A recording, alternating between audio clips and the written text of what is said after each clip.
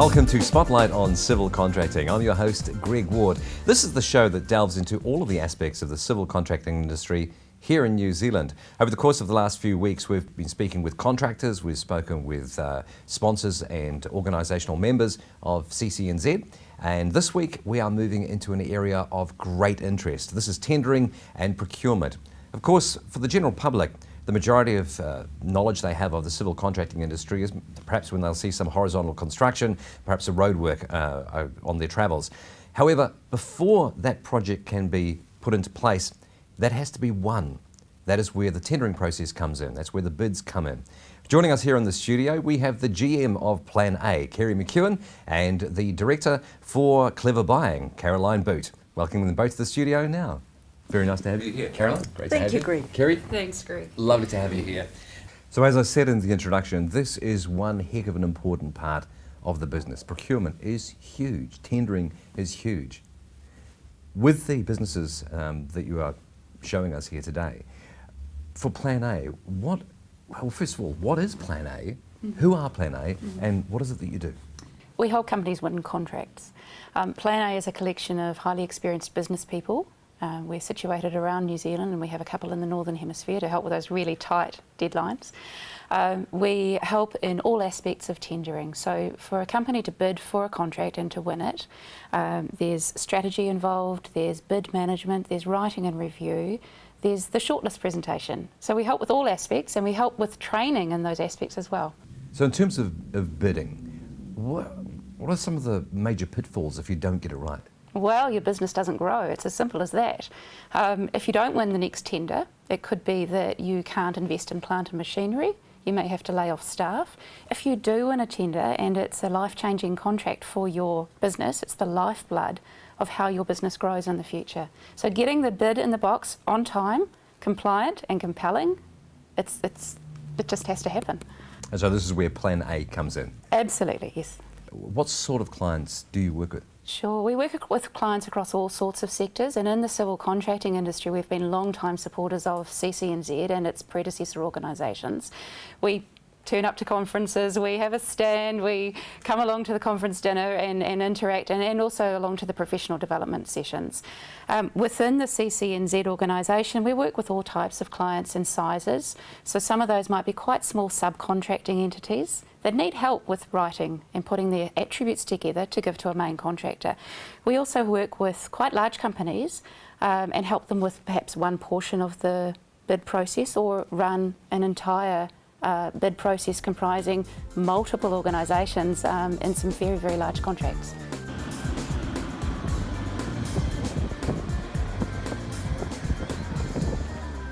So Caroline, I understand you started out working with Plan A, but now you've segued through into the greater procurement process with Clever Buying. Tell us a little bit about that process. Well, Clever Buying was really conceived when we realised within Plan A that we needed to understand evaluators better. We needed to understand how to win bids. And so we started talking with evaluators, and then we realised that in many cases they needed help with their procurement processes as well. So that's where Clever Buying was conceived. Generally government people, but sometimes larger businesses, need help to plan procurements, to put RFT documents together, to evaluate tenders, and have qualified evaluator assistants to put together the kinds of reports that are now expected through the government rules of sourcing and through government compliance requirements in procurement. So we help with all of that. So let's go to the basics. What exactly is procurement? It's about major projects where it's really important that the supplier you choose is the best one for the job, provides the best value not just for the asset or the good or the service that you're procuring, but also over the life of the asset comes up with the best solution to spend public money. So what would be an example of that?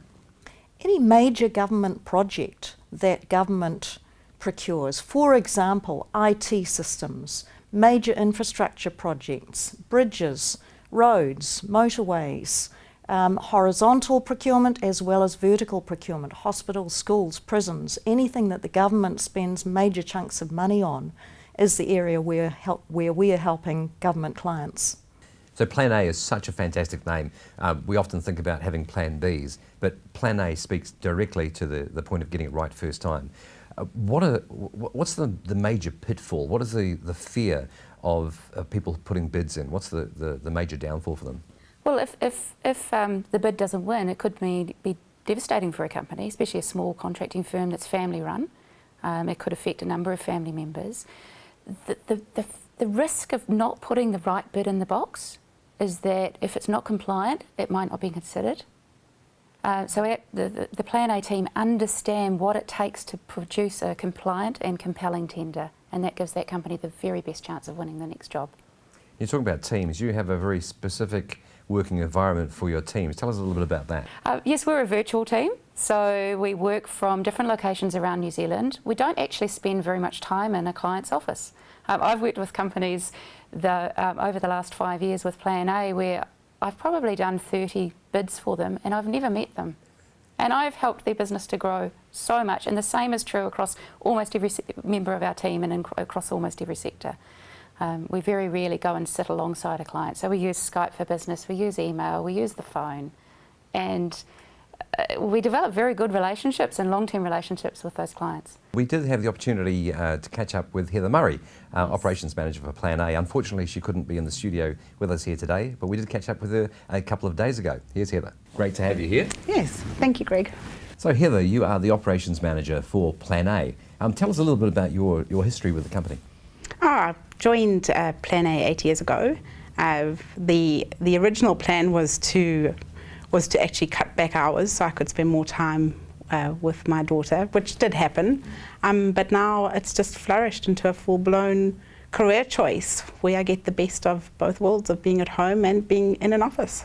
So Heather, 8 years with Plan A. Over that time frame, you've gained experience. You've passed that on to your clients. What value do your clients place on the expertise that you bring them and Plan A? Just our ability to step away from their business and look at their information and make sure that it's crafted in a way that it's answering the question. And so the wonderful moment when that piece of business is won by your client, that's got to be a great moment for Plan A. Oh, absolutely. There's two types of wins. There's the big wins, which always happen, but then there's those wins where it's a game-changing contract for a smaller contractor. Those are the sweetest wins because you know you're just going to watch their business grow, and what could be better than that? Operations Manager for Plan A, thank you very much indeed for joining us here. Thank you. Thank you.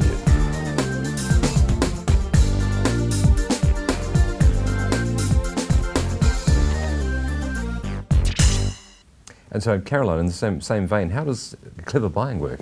Well, Clever Buying's following that model too. So we have a growing number of associates, not quite as many as Plan A does, but we have a probity specialist who's a lawyer. He's based in Tauranga. We have a colleague of mine who's also an assessor for the qualification, very experienced procurement specialist in Dunedin. We have another member of our team who's based in Nelson, and she does a lot of preparing tender documentation for clients. And we've got a growing number of other associates based around New Zealand. So just like Plan A, we use Skype for business. We do sometimes make it to clients' offices, but where we can be more cost effective by doing things at a distance, it certainly makes sense. So it's a strong embrace of the virtual world. Oh, absolutely. Why wouldn't we use technology to give opportunities to people to participate? So I'm based in Masterton and I work with clients all over New Zealand and internationally. Without this particular business model, that would not be possible. So we have amongst our team people who have young children or who are caring for elderly parents, and because we have a flexible working environment, yes, that means sometimes we work at 11 o'clock at night to get the bid in the box, but it also provides flexibility and a very, very cost-effective service for our clients. So for most of the guys out there working on excavators, your small contracting firms, the service that Plan A provides is absolutely fantastic and essential. Oh, did you like doing exams at school? Probably not. Most of the clients that we work with did not like sitting an exam, and responding to a tender is very, very similar to an exam. There's a strict time limit. It's certainly a competition to show that you're going to put forward the best solution. So we work with clients to in many ways extract the ideas from their head and present it in a way on paper that is still them. So what fears and risks do they need covered? Where will they find value for money in the solution? It's not a simple matter of the lowest price is going to win the day. No, not necessarily. Where there's a high level of risk involved or the requirement for quality in the solution, so for example, if a bridge is being built across a motorway, that needs to be built to a certain specification. So we work with clients to help them present their solution that meets the client's requirements, and it's presented in a compelling way as well. There's a certain skill involved in that, and we work with a lot of engineering types who get very much into the technical detail, but they have to remember that on tender evaluation panels, sometimes there are non-technical people evaluating those bids as well.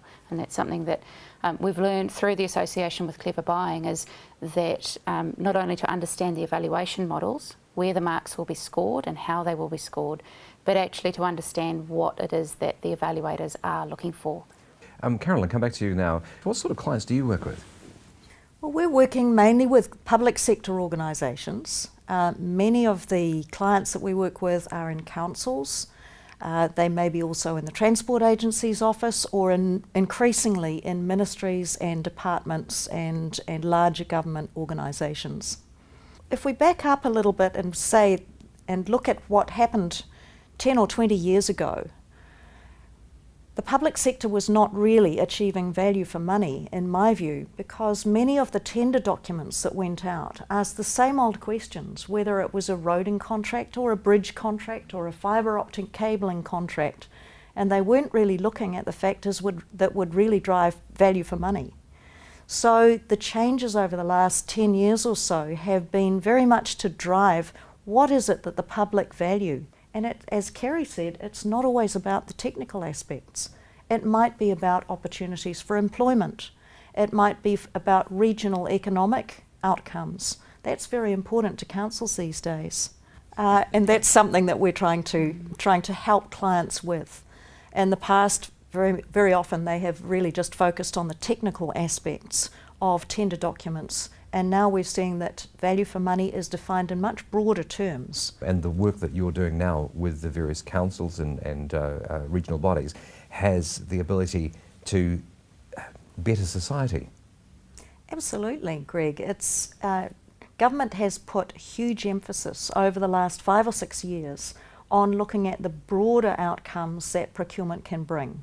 So the way we spend public money can generate public good, can generate social outcomes, environmental outcomes, economic outcomes that far exceed the value of the bridge or the asset that's being purchased.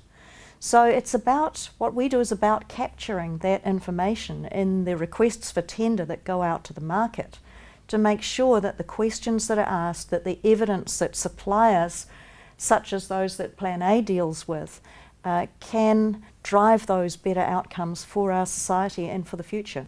So in the work that you do, what are some of the struggles that clients have with procurement?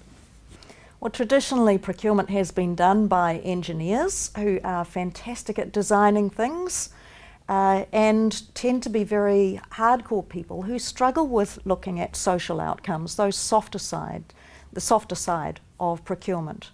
So helping them to broaden their outlook and to translate those social, environmental and economic outcomes, broader outcomes as the government's calling it right now, into the tools that they use to select the best possible supplier for the job. That's what we do. So one of the challenges that you find in the procurement side, Caroline, is the level of expertise in putting together the RFT documents and the like. Tell us a little bit about that. What we've noticed in the last 3 or 4 years is that there are fewer and fewer tenders coming in for many of these clients.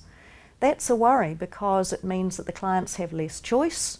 It means that prices may go up. We may end up with monopoly situations.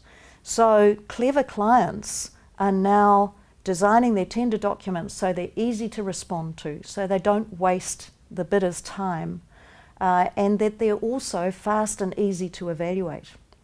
I had an example just yesterday of an evaluator who said to me, via a Skype interview, of course, but said to me, gosh, we got through that tender document that you put together. We got through evaluating it, and it happened so fast, we wondered what was wrong. It was a clean process. It asked the right questions. We had the evidence to market, and we were confident that we'd come up with the best value for money, all in a fraction of the time that it used to take us to wade through screeds of irrelevant information in bid responses. So it's that kind of cost efficiency that we're trying to drive for clients.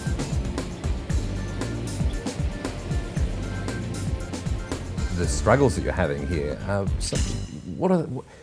what three things could you say to one of your clients in terms of putting a tender together? I think you, first of all, have to act like you've already won it. And that doesn't mean going off and celebrating at the local pub. It means putting a plan in action and a process to make sure that that bid goes in the box on time, involving the right people. So having the technical experts and the subject matter experts involved in pulling together the strategy very close to the start of the process. You may only have 3 weeks to respond, so get them involved early on. Have a strategy. Think about what it's going to take to win this tender. Who's your competition? How are you going to put in the best possible bid? And finally, everything should hang around what the client is needing, not what you think the best thing is, but what's their solution going to be? What are the benefits for them going to be? So the service that Plan A provides is a real boon for contractors. If we talk about skill sets, a contractor goes into business because they're good at contracting. Tender writing is part of that process, but the work that you do streamlines that so effectively. Tell us a little bit about that. Absolutely. People that are running a contracting business need to get on with their day job, and tendering's an important part of that, but when do they fit that into their day? So the team at Plan A can help with that. We're incredibly fast and efficient. We can add an independent eye to whatever's being proposed. We can help clients to develop their strategy, and we can also help with things like graphic design and packaging and printing. And most of the clients that we work with do not want to be dealing with that sort of stuff. So we provide a very valuable service and cost-effective service because we work with clients in a number of different ways. So we might provide a full bid management service for very large clients, and for smaller companies we help and maybe review the content and edit it for them.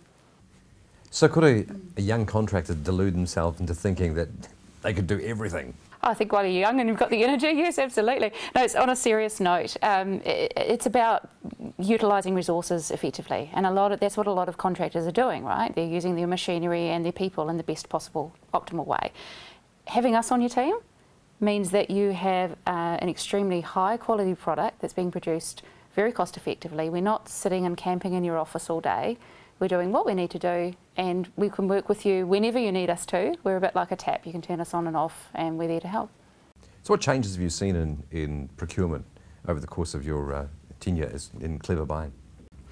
Procurement is starting to get a lot more clever, if that's not a phrase I should use.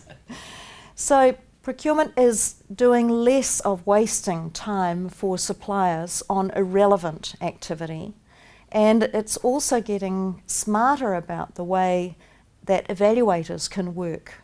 So a good procurement model should ideally eliminate unsuitable suppliers right at the start of the process and using very transparent tools so suppliers don't bother engaging, don't waste time. And that saves time for evaluators as well. And then when they get to the scored questions, they should be about what will drive value for money, what are the risks for a project, what are the opportunities to drive added value, and how do we actually select our suppliers on who will deliver best. You know, it amazes me that in our society we really expect just about every profession to be qualified.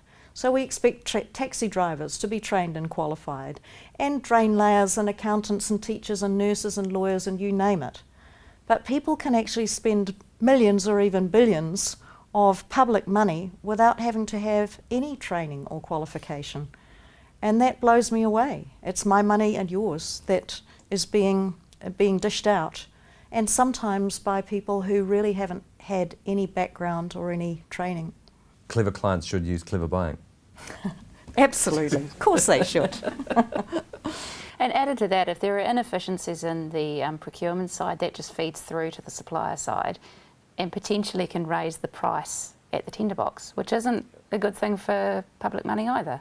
We're keen to see other educational organisations training procurement, the types of practical skills that are needed to drive value. It's all very well talking about strategic issues, and that's important too, but it's the practical skills. There are a number of councils around New Zealand who have grappled with suppliers who have seen unfair processes. They've spent a lot of money in court and in the proceedings that follow, and if they'd simply followed some straightforward rules, had a bit of training on compliance with government rules of sourcing and other ethical areas, they could have saved themselves hundreds of thousands of dollars, if not more. I'll jump to you, Kerry, and we're talking around contractors might see engaging the services of Plan A as perhaps a luxury item, but in terms of the cost of not winning that tender, is there a significant gap here? Oh, absolutely. The cost of not winning a tender can have long-run ramifications. On the flip side, the small cost to engage a company like Plan A for a short period of time opens up a world of opportunity. To give you an example, I had a client who engaged us last month. We worked over the weekend for them. They gave us the material 5 o'clock on a Friday. We had the bid in the box by 11 o'clock on the Tuesday morning. They called me last week to say they'd won the contract. And they were so delighted. And they said that the quality of the attributes over the one that they had submitted for a previous contract that was very similar, worlds apart. Another story is it's not just young contractors. I've worked with clients who have got 40 years of experience in submitting tenders and running their businesses. And as soon as they see what we can help them with, and the quality and the presentation and the the impact of what we're doing for them, it's quite remarkable to see, and it's wonderful to be involved in that. It really is. So every contractor should have a Plan A. I'd like that, love it, absolutely. And I guess the thing is that it's not just one person that you get when you get Plan A. You get a team of people, as Heather said earlier. There's it's a collective effort. We're almost like a hive in terms of understanding and offering support. If someone can't be involved to finish off your tender at 10 o'clock at night, someone else will be. So we're a safe pair of hands, we're reliable, we produce the utmost quality, and we love doing what we do. It's as simple as that. Guide us through that wonderful moment when your client rings you and tells you they've won that tender. Oh, it's just the best feeling in the world. This is a client that's in provincial New Zealand. For them to win this contract means that their workers will have a steady flow of work for the coming 12 months. And for that news to arrive just before Christmas is the best possible news. We are helping pay for ballet lessons. We are helping clients to grow their businesses. And I'm a competitive person at heart. I really love winning. And to do that alongside a client, I love it. Yeah. Oh, Caroline, tell us about the success factors that you derive from working in Clever Buying. You know, Clever Buying has been such a journey for me. I've worked with clients who have changed their tendering processes from taking 6 weeks down to 2 days and being more confident that they've ended up with the right solution. I've had people come back to me and say, look, you know, what we learned and the templates and tools that you've provided, we've spread it right through our council, and it's just made a step change in what we're doing. Furthermore, that problem that some councils have had or some organisations have had in diminishing responses in their tender box, that's starting to reverse. So the clients that have user-friendly documents that don't lump risk onto their suppliers, that they share the risk appropriately, that give a pipeline and get close to their suppliers to make sure that they know what's coming up. Those are the ones where suppliers will jump to, will give them their sharpest prices, and will work really cooperatively with them. I know of 2 councils that are side by side, I won't name them. One council has really strong documentation, has trained all their people, a couple of times actually. They have the same supplier pool as the other council which is nearby. The other council has RFT documents that are difficult, legalistic. They don't engage with their suppliers, they don't share risk appropriately. Their documents are hard to respond to, and funnily enough, they're only getting one or sometimes no tenders, no responses to their tenders. It's a no-brainer, really. Thank you so much for coming in and joining us in the studio. Both of the organisations, Plan A and Clever Buying, have taken elements of the contracting industry that have been seen as particularly onerous and not particularly done well, and turned them into art forms. And I think it's a wonderful thing for us to be able to do it here in the studio, and to give the general public and also our contracting industry a little bit more insight into the work that both Plan A and Clever Buying do. I'd like to lead us out here, perhaps with your final thoughts on Kerry, on elements of tendering for the industry. What I'd like to see going forward is more of a dialogue between the end client, the buyer, and the suppliers, so that civil contractors can plan more effectively for the upcoming pipeline of work. I'd like to see less irrelevant questions in RFTs. I'd much rather be answering questions that really force me to think alongside my clients, rather than the generic humdrum, I've answered this 1,000 times before type of question. Force us to make those thinking and force us to think and come up with a really good value for money solution. Thoughts for the future from procurement? I would love to see a greater emphasis on people being trained and qualified. I think across the board, having people who really understand procurement, it's now a specialist skill. It's not just an also-ran, it's a specialist skill to be able to develop procurement processes and tender documents that actually cut to the chase of what will drive value for money. So I'd like to see fair risk allocation, good documents. I'd like to see more engagement between clients and suppliers, and that will drive money, better spending of public money, and that's got to be good for all of New Zealand. Fantastic. I concur with you. To have that tight nexus between supplier and client is a far better way of providing cost-effective services to New Zealand. Thank you so much for coming and joining us here in the studio. Director of Clever Buying, Caroline Boot, and the GM of Plan A, Kerry McKeown. Well, ladies and gentlemen, this is Spotlight on Civil Contracting. We've been speaking with Plan A and Clever Buying in this particular episode. Next week, we'll be rounding out the series, the final episode, with Tim Ford, President of CCNZ. We look forward to seeing you then. I'm Greg Ward. This is Spotlight on Civil Contracting.